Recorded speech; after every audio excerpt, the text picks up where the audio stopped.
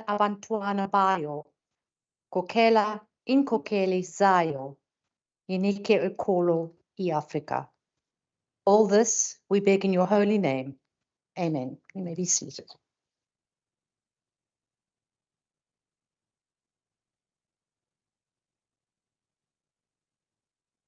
Order. A very good morning to all our guests here this morning, to our members of the Provincial Parliament and the press, all special guests. But before we proceed, I would like to remind members of some of the logistical arrangements. For just a reminder that a member of this Provincial Parliament elects to participate virtually and not from the chamber. And if that's the case, it is the member's responsibility to ensure that he or she has good quality audio connectivity, good quality video, and that there are no disturbances where they are. And please ensure that you are muted. We do note that the hybrid system is functioning well and that any poor audio would probably be attributed to your own, for your own space. Just to also remind any members in the gallery or of the press that if you are online or sitting here in the chambers this morning, that you may not participate in the actual sitting. No clapping. You may use your cameras without flash, just to make sure they are muted. And honourable members are please reminded that no interjections are permitted during these hybrid sittings. And to this end, I draw the honourable members' attention to Rule 40 of our standing rules. I will now ask the Secretary to read the first order of the day. Consideration of report of the Standing Committee on Agriculture, Environmental Affairs and Development Planning on the Agricultural Product Standards Amendment Bill B15 B 2021 NCOP. Thank you very much, Mr. Secretary. Order. The House received the report of the Standing Committee on Agriculture, Environmental Affairs and Development Planning on the Agricultural Product Standards Amendment Bill, conferring authority on the Western Cape delegation in the NCOP to support this bill. This mandate has been sent to the NCOP. I will now afford parties an opportunity to make a declaration if they so wish for 3 minutes. I recognize the ANC. Thanks, Deputy Speaker. Good morning, Premier. Mornings to everyone present. Deputy Speaker, today I rise on behalf of the African National Congress, gain powers through a ballot to govern this country, and not wants to grab certain powers through a powers provincial bill, which will stand constitutional scrutiny to support the Agriculture Product Standards Amendment Bill. Upon careful examination, numerous deficiencies within the Act have come to light, demanding our attention and swift action. One such critical deficiency lies in the definition of the management control system. The existing definition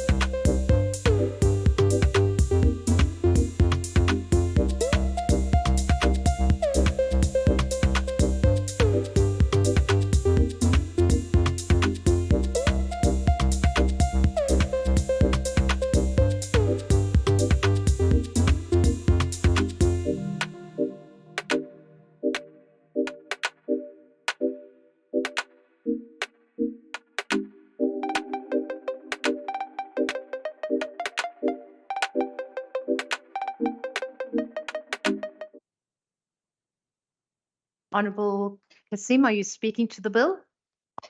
Greetings. Yes, I'll be doing it. Thank you. The Economic Freedom Fighters supports the Agricultural Products Amendment Bill and also call on the department to build institutional capacity and institutional structures to ensure proper implementation of this bill. Thank you, Speaker, Deputy Speaker. Thank you. Thank you very much, Honourable Member. I recognise Good. I don't see Good here today.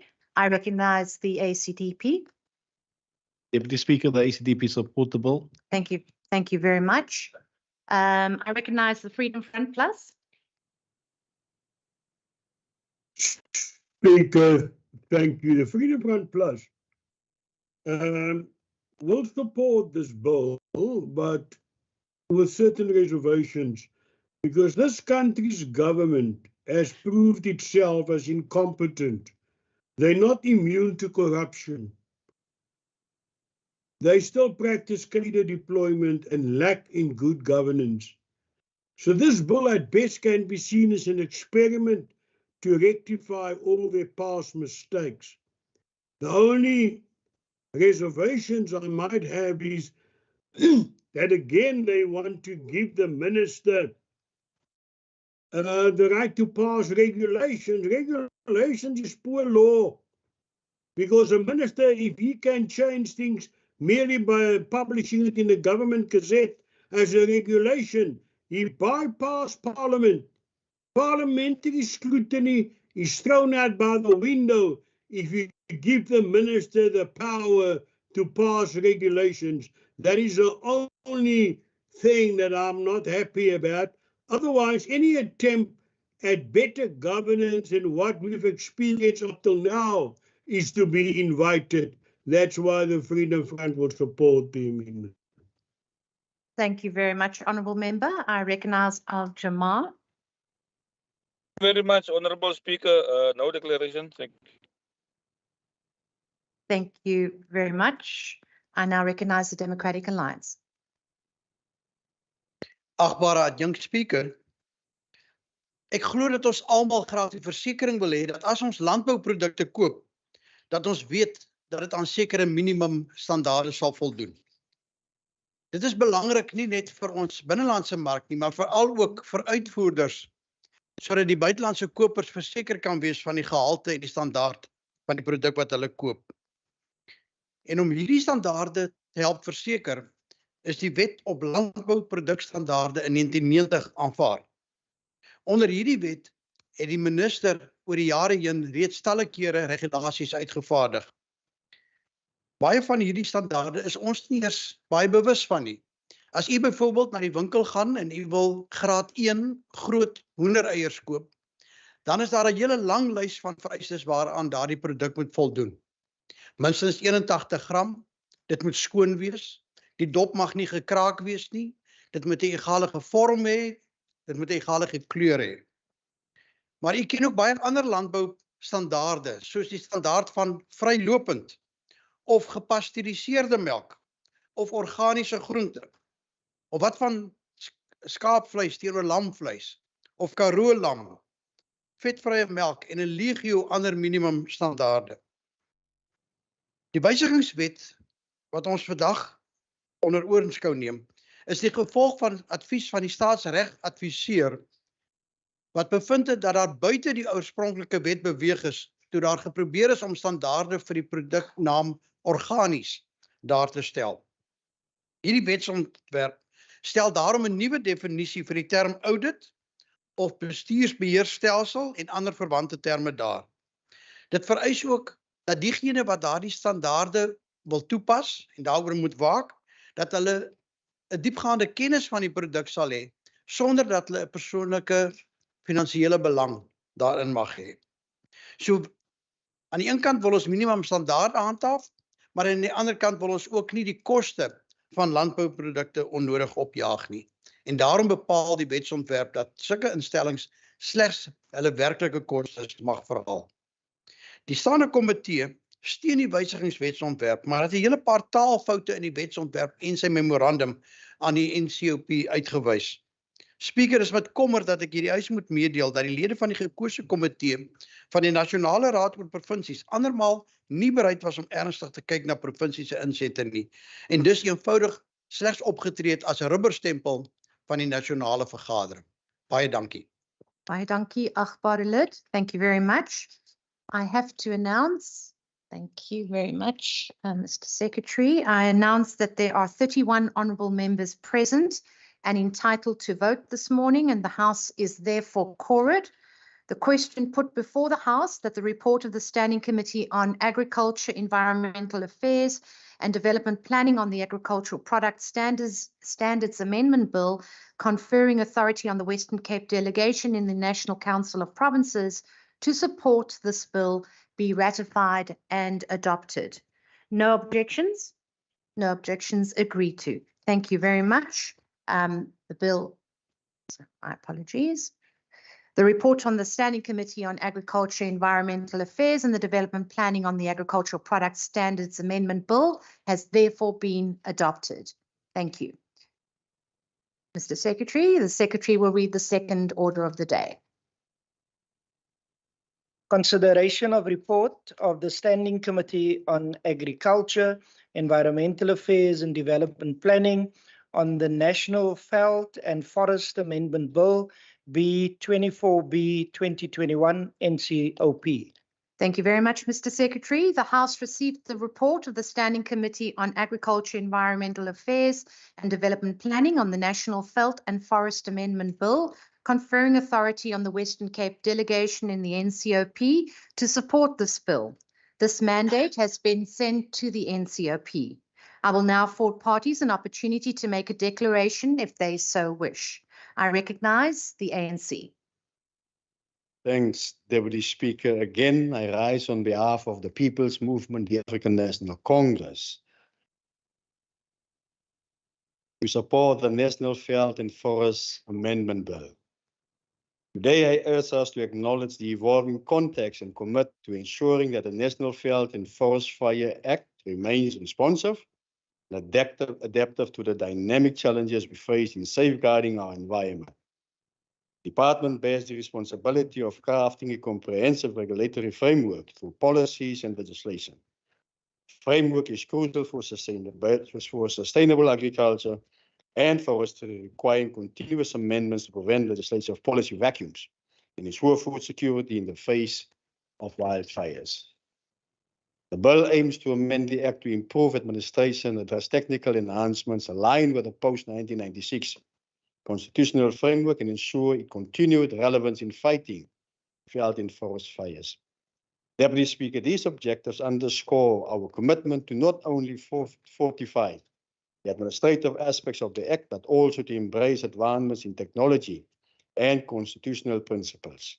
As we deliberate on this bill, let us remain steadfast in our dedication to crafting legislation that stands resilient in the face of evolving challenges and ensures the sustainable management of the invaluable natural resources.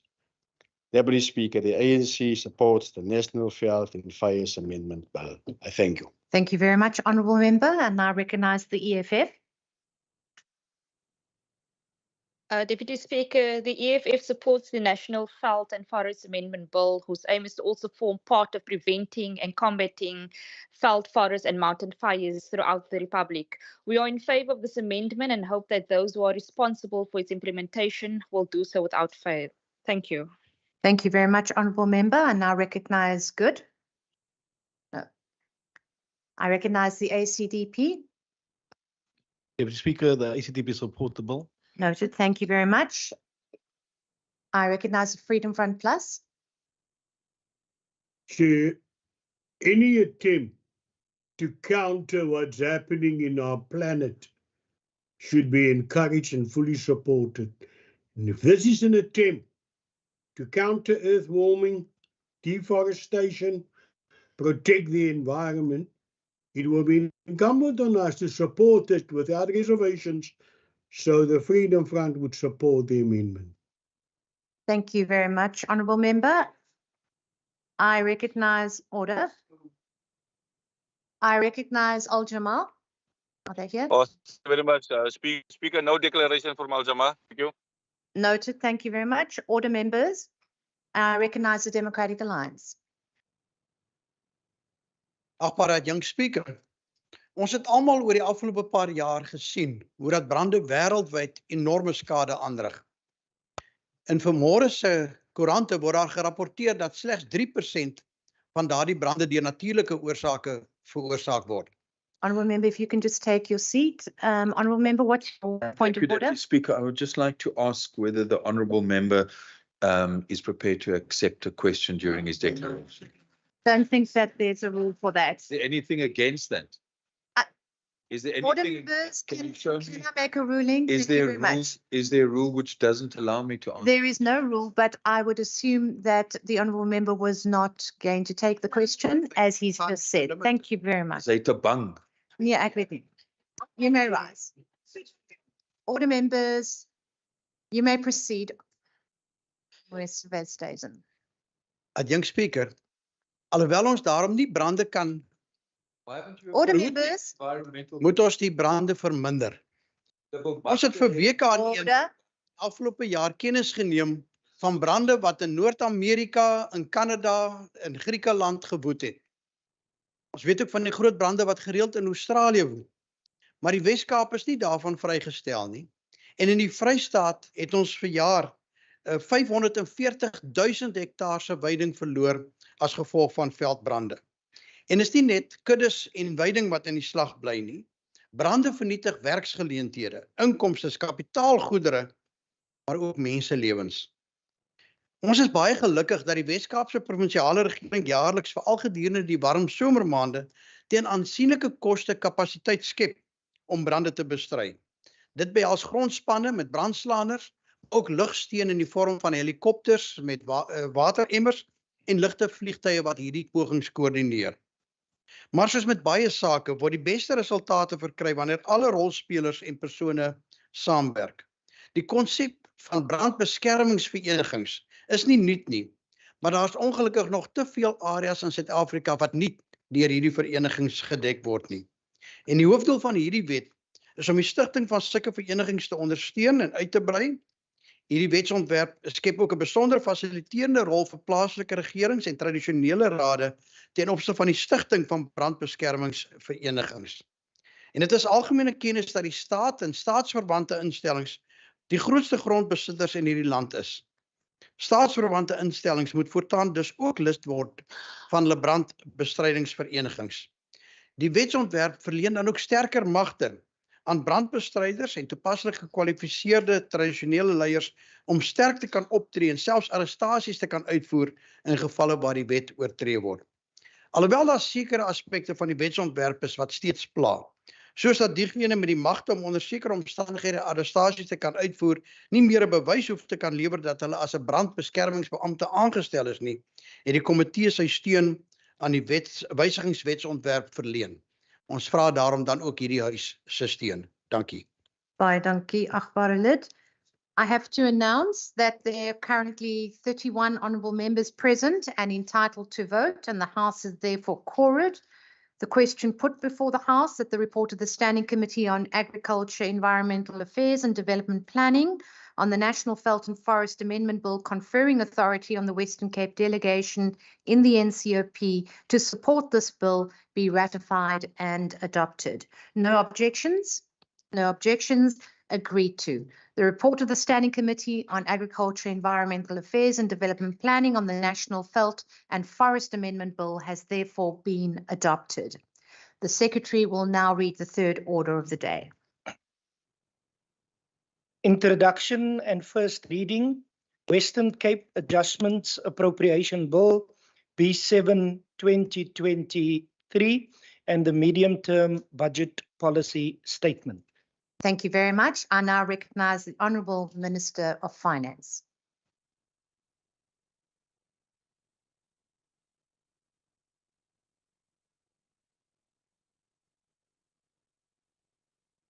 Thank you, Honourable Deputy Speaker, Honourable Premier and Cabinet colleagues, Honourable Leader of the Opposition, members of the Western Cape Provincial Parliament, special guests, people of the Western Cape. Today, I stand before this House to deliver the 2023 Western Cape Medium-Term Budget Policy Statement and 2023 Adjustments Budget. To dispense with the formalities before I share the Western Cape's priorities for the medium term and then our immediate fiscal realities, I hereby table before the Western Cape Provincial Parliament today a budget to build your future.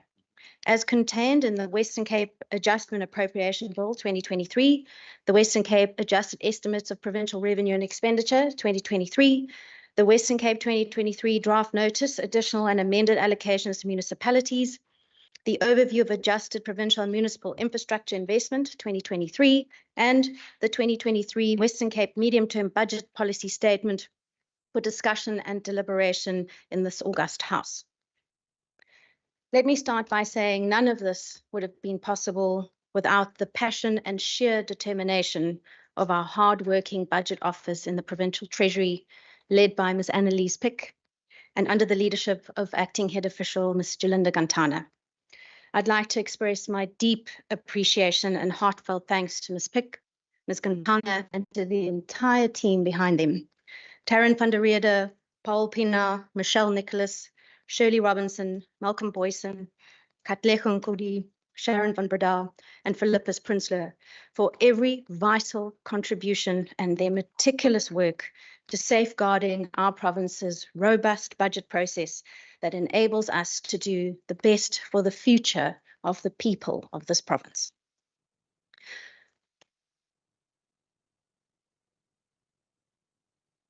I'd also like to take this opportunity to thank my team. A small but truly excellent and committed team of caring people. Lauren Kent for so strategically ensuring that things work, to Georgie Marie for being the most beautiful wordsmith, to Susan Smith for expertly reviewing reports and endless legislation, to Rishka Brenner for being the most efficient and contemplative person I know, and to Gaynor Lucas, Andrew Rassols, and Ingshan Davis for their invaluable support. Speaker, one of the core requirements for an effective, stable, and citizen-centric service delivery-orientated government at any level is knowing how much funding is available over a 3-year cycle so that we are able to plan properly and allocate efficiently for maximum benefit of the residents that we have been elected to serve. Each year, the Western Cape government starts the budget process in June. And between June and September, which we call phase 1, we prepare for the years to come, based on the national fiscal status and the various revenue projections by applying scenario-based, risk-aware, and an evidence-led approach. We then head into phase 2 of our budget cycle, which encompasses 2 short and medium-term approaches. The first is the budget adjustment, which I have tabled today, in which we strive to create certainty and in-year fiscal sustainability in terms of the promises and priorities that we have already made. The second and medium-term approach is addressed through the medium-term budget policy statement, which sets out the budget policy framework within which the 2024 budget will be formulated for the years from April 2024 and until 2027. Phase 3 of our budget process then provides certainty over the next 3 years, vital for any government serious about governing and delivering vital services to its citizens in the form of the main budget, which I will deliver in March of next year. This main budget is what gives life and funding to the very purposes of government, to deliver what is required to enable economic growth and job creation while protecting the most vulnerable in society until they can be brought into the economy and empowered with the skills and opportunities they need to succeed. And each year, this cycle repeats, so that at any given time, we should know what we will be allocated, where and for what purpose, over a 3-year cycle, setting the scene for timely and proper planning. This planning is critical for big projects like infrastructure investments and upgrades that can take many years to complete, which is why having a clear and certain budget over 3 years or more is vital for government to execute our mandate for the people of this province. So today, in our budget to build your future, I provide the economic, fiscal and budget policy context that will inform the 24 budget, setting out our priority to put the people of this province first by protecting our frontline services of education, health and social development, while also ensuring that we continue to build on our strong foundations and build a collective future of prosperity and hope. This framework is based on the information and data tabled in the Provincial Economic Review and Outlook, PERO, and the MIRRO, which combine to give us the evidence we need to fully realize the many opportunities for jobs, growth, and hope across the Western Cape. Deputy Speaker, sustained and adequate economic growth does not come out of nowhere. It requires proper enablement in the short, medium, and especially the long term. The Western Cape Government's Economic Action Plan, Growth for Jobs, sets out our map to achieve a R1 trillion jobs-rich, inclusive, resilient, thriving, and diverse provincial economy that is growing at between 4% and 6% in real terms by 2035.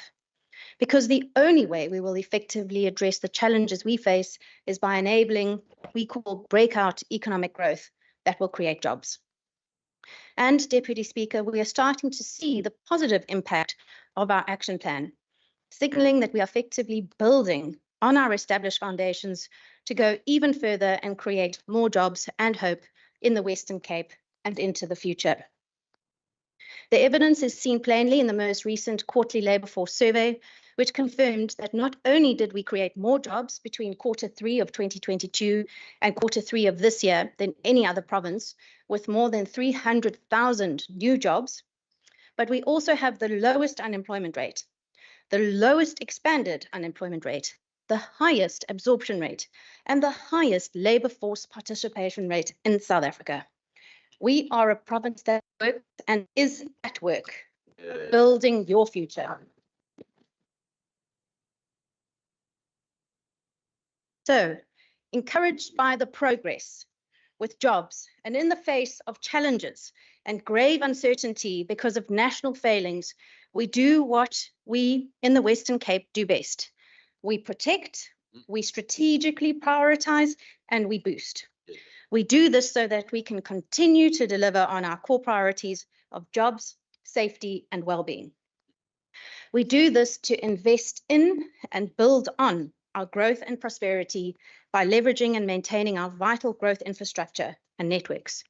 We do this so that we can continue to build your future.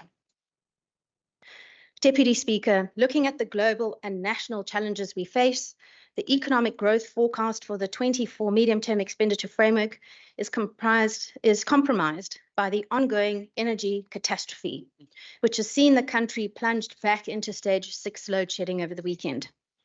Compared to the 2023 national budget, gross tax revenue for 23-24 is estimated to be down by an astonishing 56.8 billion rand due to weaker corporate tax collections and net VAT collections. Debt servicing costs are projected to grow by 14.1 billion rand to 354.5 billion rand in 23-24 and are expected to increase further to 455.9 billion rand or 5.4% of GDP in 2026-27. Gross loan debt is projected to increase from 5.2 trillion rand in 23-24 to 6.5 trillion rand in 26-27. An increase of 1.2 trillion rand.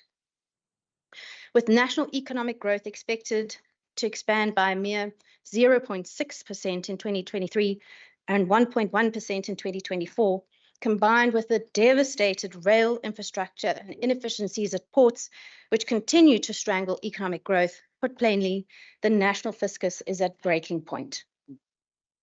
But despite significant handbrakes on economic growth, brought on by far too many years of corruption, mismanagement, and blatant neglect of critical economic infrastructure, the Western Cape has made remarkable progress since the fourth quarter of 2021.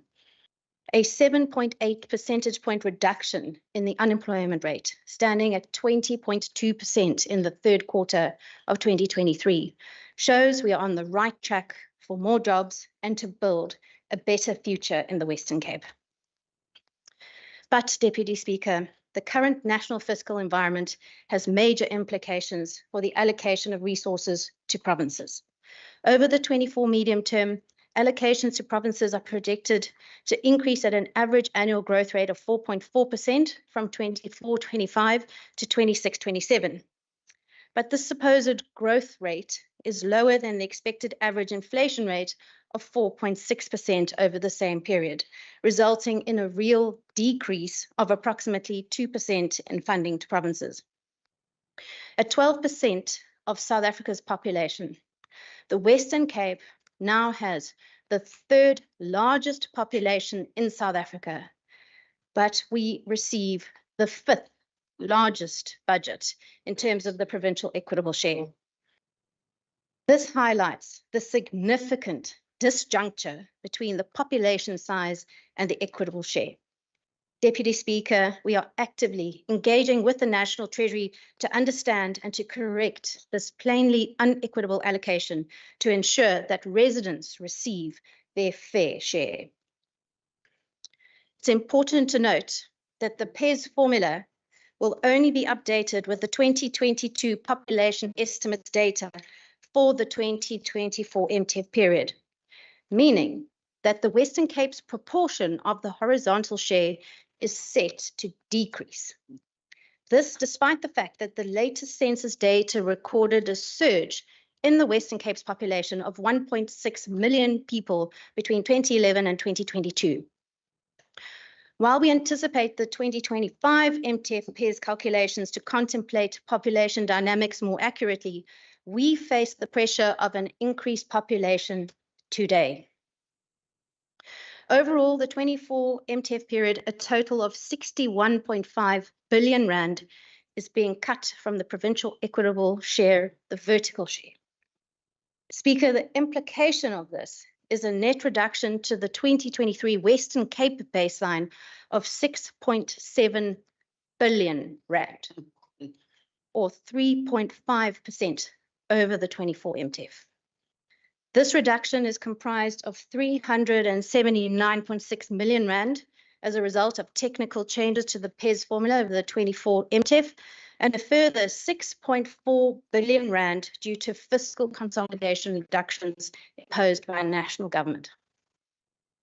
The provincial baseline is thus reduced by 2.2 billion, or 3.64% in 24-25, 2.2 billion rand, or 3.48% in 25-26, and 2.3 billion rand, or 3.48% in 26-27.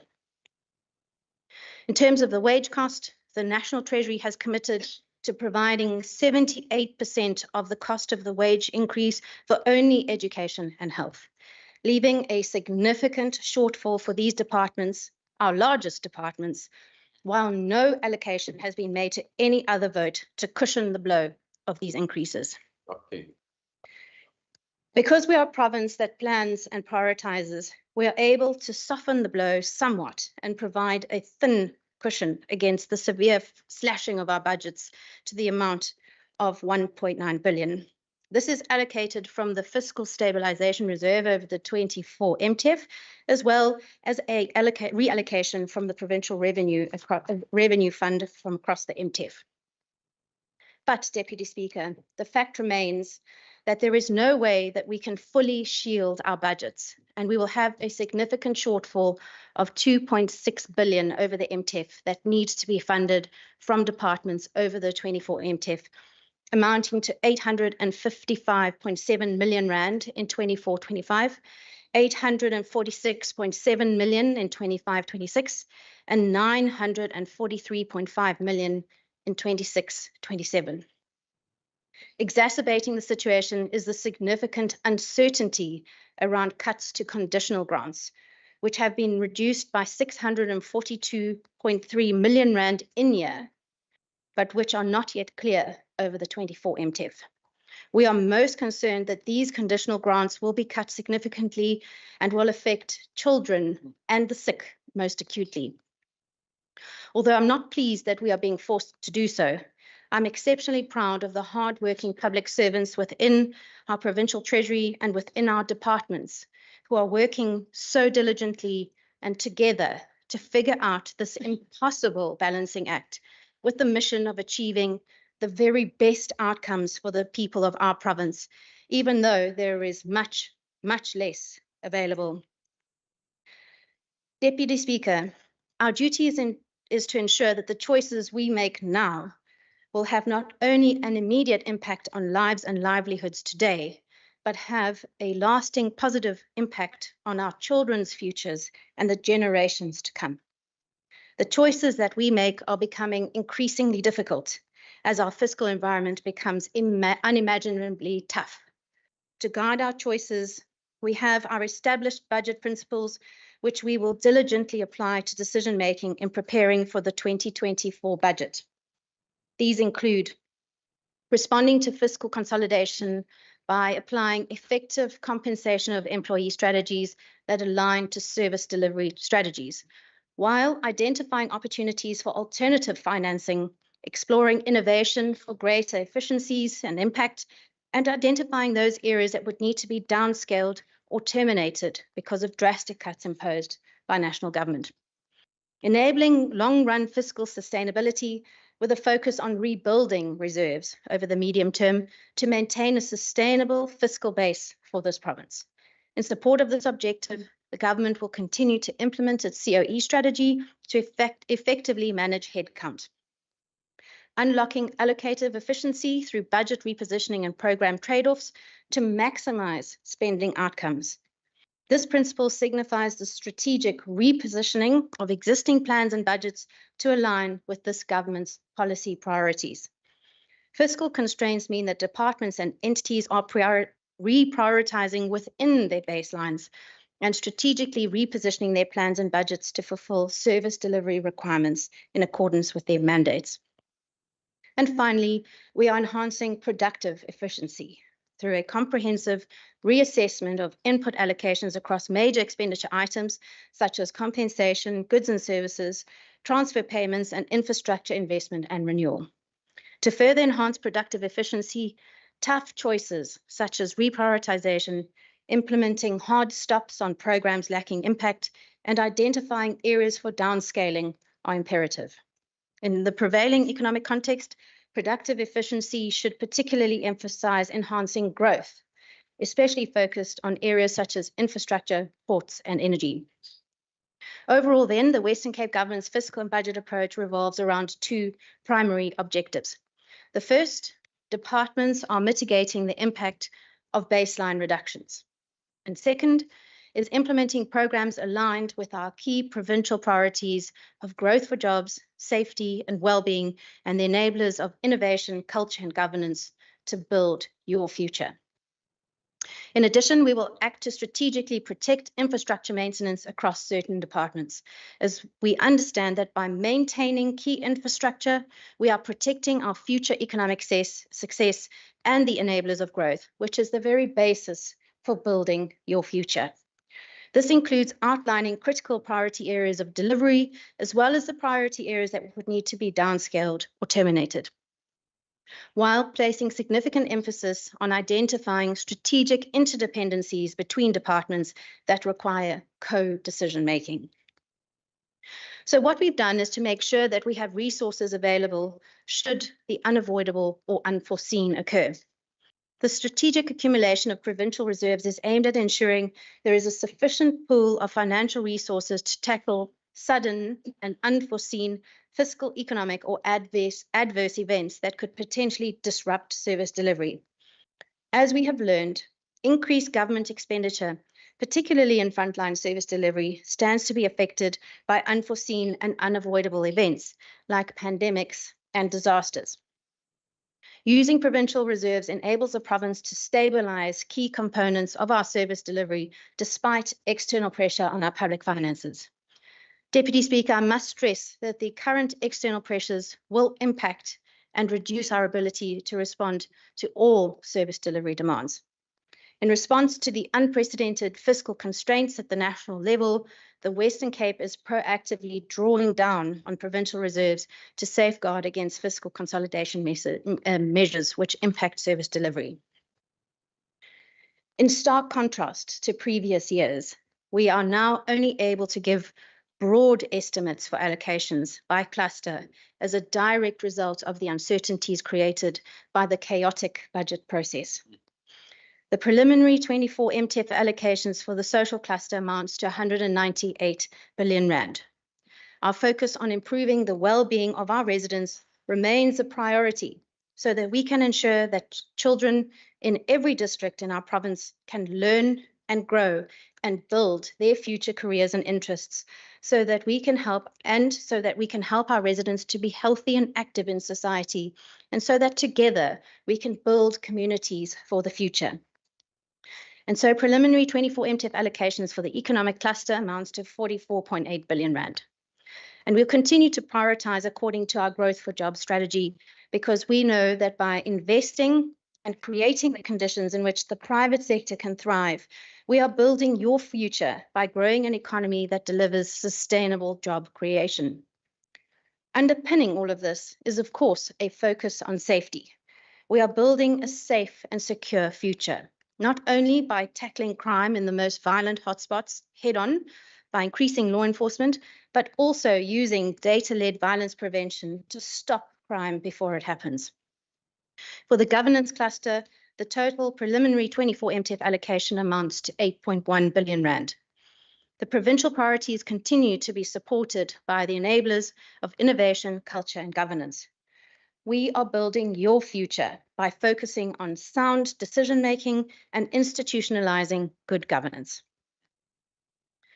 Deputy Speaker, given the fiscal emergency we face in South Africa, and as much as the Western Cape has a stable, forward-looking budget built on years of austerity, it was prudent to include in this year's MTBPS a fiscal risk statement, which serves as a comprehensive yet streamlined, proactive approach to navigating the challenges and risks set out in the 2023 National Medium-Term Budget Policy Statement. By acknowledging and setting out the national risks and articulating additional provincial concerns, the statement demonstrates a key awareness of the intricate interplay between the broader economic landscape and the specific fiscal dynamics within the Western Cape. The fiscal risk statement also sets out our targeted provincial responses, highlighting our commitment to mitigating potential disruptions while safeguarding the stability of the Western Cape's fiscal framework in the face of evolving economic uncertainties. Ultimately, it is only by being transparent and mindful of risks that we can tackle them head-on. Deputy Speaker, the people of South Africa and the Western Cape deserves a government that thinks twice before it commits to the impossible and faces challenges with data-led policy choices that enable economic growth and job creation, so that it can also deliver frontline services for the benefits of all residents, especially the most vulnerable. And so this Western Cape government will continue to fight for you, and we will protect our frontline services for you. We will prioritize so that we are able to boost the programs that have the biggest and positive impact on the lives and futures of all those who call this province their home. We will continue to deliver on our core priorities of job, safety, and well-being, and we will invest in and build on our growth and prosperity by leveraging and maintaining our vital growth infrastructure and networks so that together we build your future. Deputy Speaker, I'll now turn to the impact of the national fiscal crisis on our budgetary allocations in year and the adjusted estimates of 2023. Just have a quick.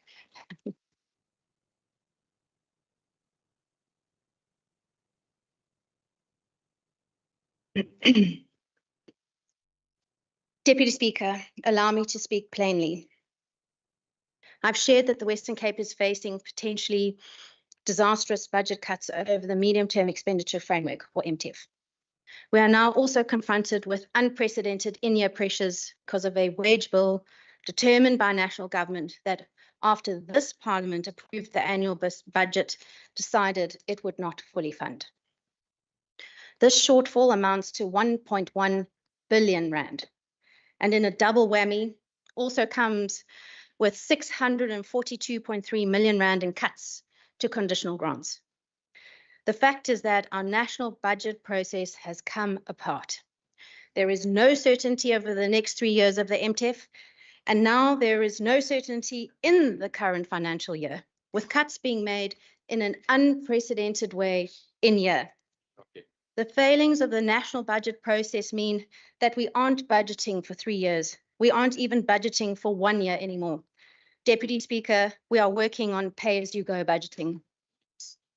The unconscionable consequence for provinces means that deep cuts are putting committed budgets on the line, and our frontline services in education, health, and social development, the very forefront of our constitutional obligations to the people of our province, are at risk.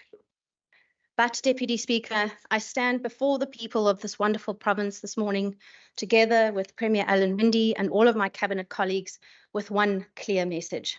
We will not give up, we will not give in, and we will stand up and fight for every single resident. In the face of these budget cuts, we are utterly determined to protect our frontline services, our children's education, and our people's health and well-being. And while we protect our children and our vulnerable people, we will continue to invest in this province's future economic success and the ability of our people to get a job, grow a business, and achieve breakout economic growth that pulls people out of poverty and into prosperity by maintaining and building our province to be a strong and sustainable order of hope. And so, Deputy Speaker, I turn to one of the main reasons why we are in this impossible situation in the first place. In March 2023, an unfunded 2-year wage agreement was centrally negotiated and concluded by the national government. This was followed by the National Treasury advising provinces that despite this agreement being agreed to centrally by the national government, obligating the same national government to cover the costs of the above inflation increases, it is provinces that are now expected to foot this bill of billions of rands. For the Western Cape, the expectation that we can absorb the wage deal increases means that critical services will be under threat. This pressure is especially pronounced in essential service delivery departments such as education, health and wellness, and social development, which are inherently reliant on human resources, doctors, nurses, teachers, and social workers, and have already experienced significant baseline reductions over the years, while all contending with a growing population and therefore growing demands on service delivery. National Treasury has committed to provide an additional 1.7 billion rand from the National Fiscus in terms of the provincial equitable share for the 2023 wage agreement. And these increases are a partial supplement and only for education and health. I must stress this point. National government has committed to allocate 78% of the cost of living adjustment for only the Department of Education and Health. For our province in this financial year, it means we have a 1.1 billion rand in-year shortfall on the cost of the wage agreement. But Deputy Speaker, it gets worse. In addition to the significant shortfall, national government has also slashed vital conditional grants. Our conditional grants have been reduced by 642.3 million rand, which constitutes an average of 4.4% reduction on conditional grants in this current financial year. I promised when I started speaking that our undertakings, the provincial government, remain to do the very best we can for the people that we serve, especially for our young and vulnerable people and for the vital businesses that make up our diverse and growing economy. When I delivered the Municipal Economic Review and Outlook in this House last Thursday, we heard how many opportunities there are to build on our growth for more jobs and a better future. And today I remain resolute in that quest, despite the hand that national government wants to deal us. In terms of Section 31(2)(e) of the Public Finance Management Act, the adjustment budget table today also provides for the shifting of funds between and within votes, which will have a zero effect on the budget. Due to the drastic in-year cuts, departments have been forced to reprioritize internally, realign funding over financial years through rescheduling of projects, inclusive of earmarked allocations for energy, and request the unearmarking of key projects such as infrastructure for schools and roads, as well as child protection services, mental health care facilities to ensure that we can protect our very core functions. And so, Deputy Speaker, to protect our people, the 2023 Western Cape Adjustments Budget makes provision for a net addition of 1.4 billion rand in expenditure for the 23-24 financial year. This will provide additional funds in the main through rollover and revenue retention from the previous financial year, the opportunity of realigning funds to the 2024 MTEF, as well as additional allocations made mainly for energy, the wage agreement of health and wellness and education, and service delivery pressures. This is carefully comprised of 834.3 million rand for education, 931.4 million for health and wellness, 18.5 million for social development, and additional funding for energy and jobs. Deputy Speaker, our commitment to protect our frontline services upon which our residents rely to get quality education, healthcare, and support for those who need it most remains the cornerstone of this government. And so to deliver an enabling environment in which the private sector is able to grow and create jobs, we have allocated funding to support energy efficiency through 37.6 million for solar photovoltaic PV for schools to make sure learning can continue despite crippling load shedding, 64 million for a renewable energy solution pilot program for municipalities, and 1.9 million rand for exploring the potential of gas power.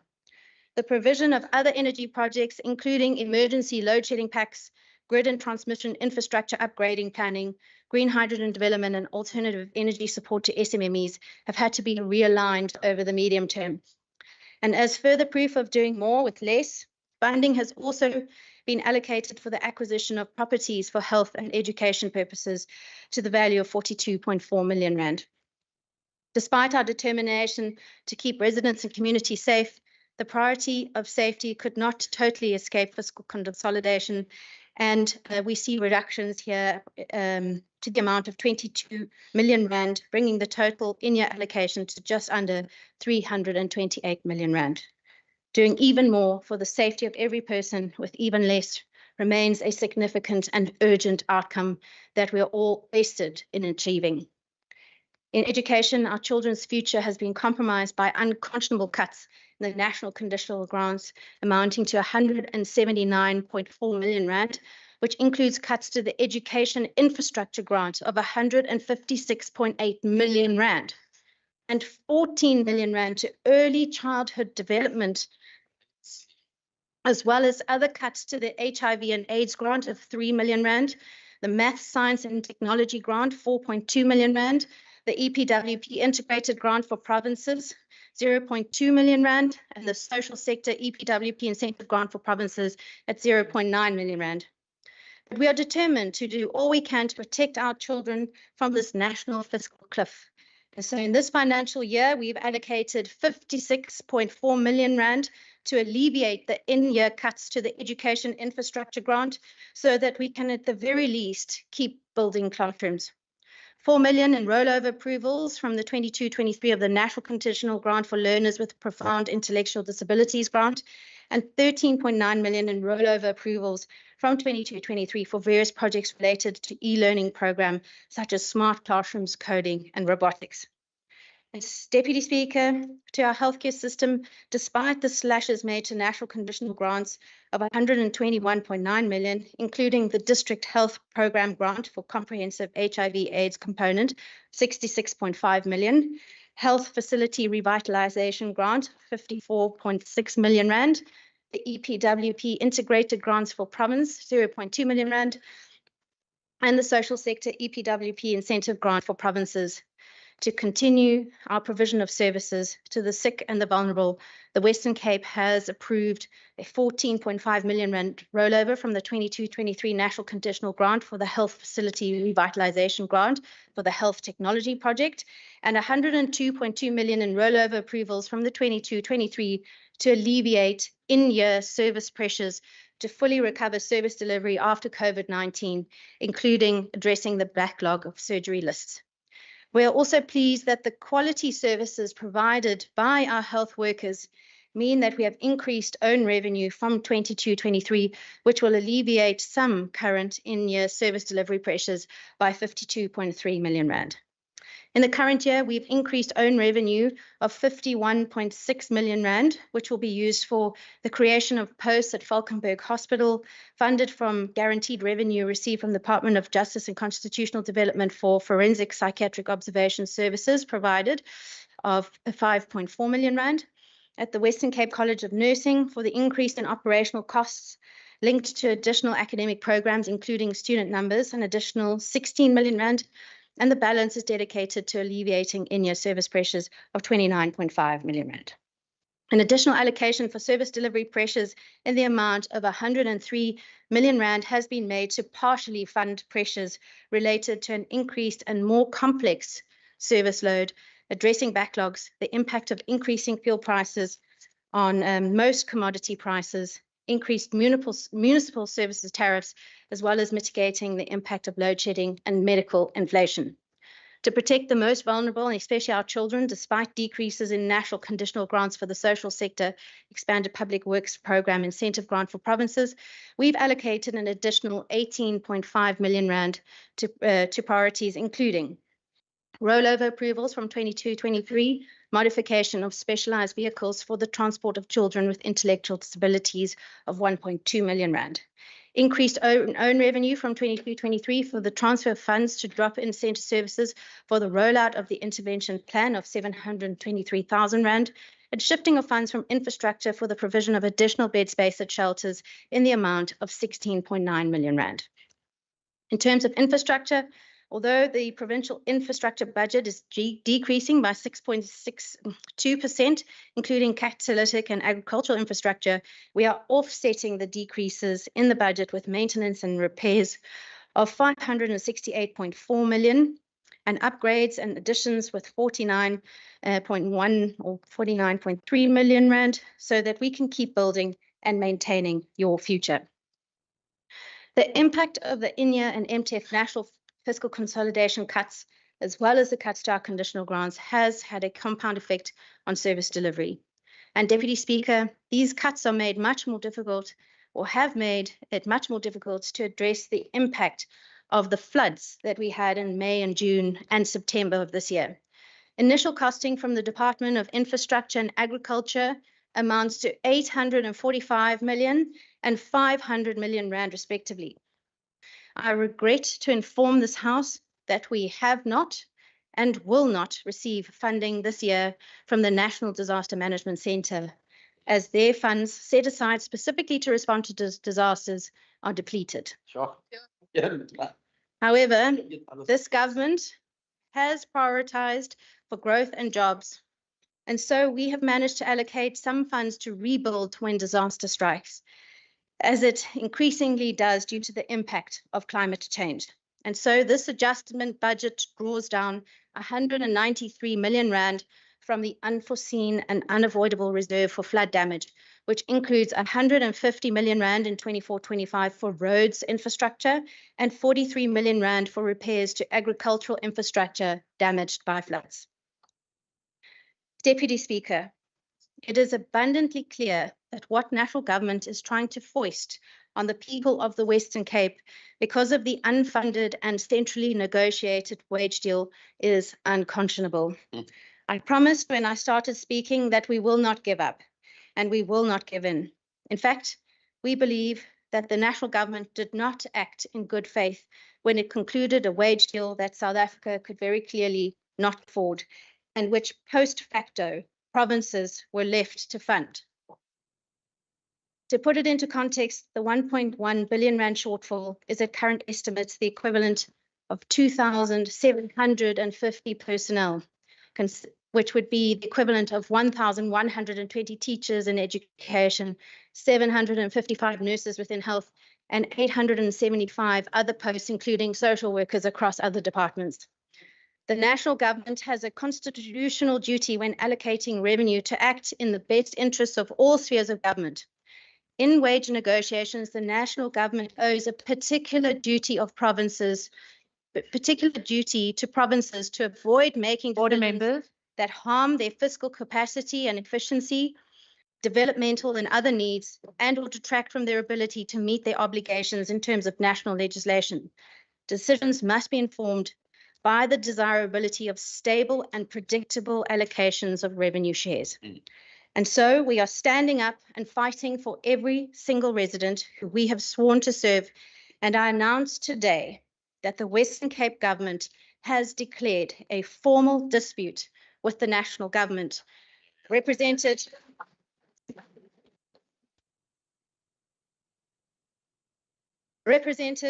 by the Minister of Finance, Minister Godongwana, and the Minister for Public Service and Administration, Minister Kibet, in terms of Section 41 and 42 of the Intergovernmental Relations Framework Act, which provides a framework for the establishment of intergovernmental forums and mechanisms to facilitate the settlement of intergovernmental disputes. This government has repeatedly and consistently raised formal objections to how centrally negotiated wage deals that impact provinces are concluded by national government. And these objections and calls to engage on a constructive solution have gone unheeded. We are seeing the impact now.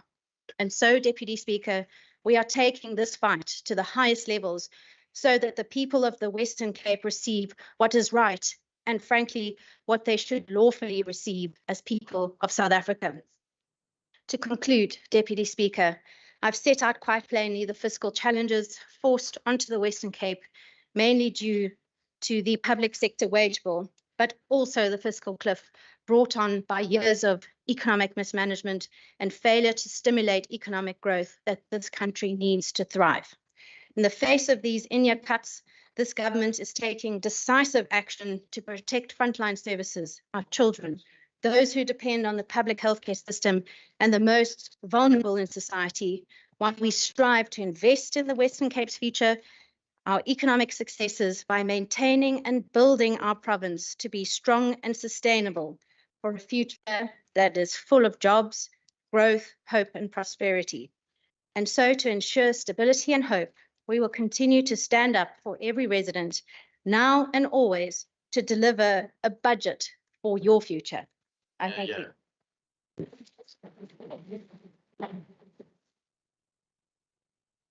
Thank you very much, Honourable Minister. The Secretary will read the bill a first time. Order.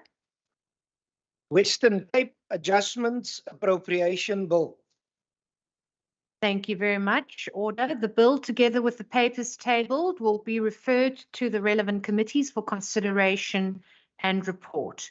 Before I conclude the business, honourable members, the Budget Committee will start at 12 noon.